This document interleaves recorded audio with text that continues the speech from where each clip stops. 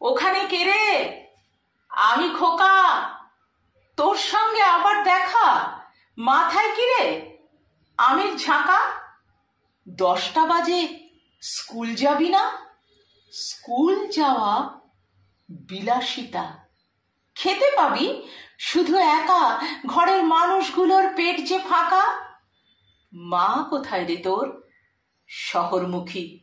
বোনটা থাকে ঘরে একা। বাবা কোথায়?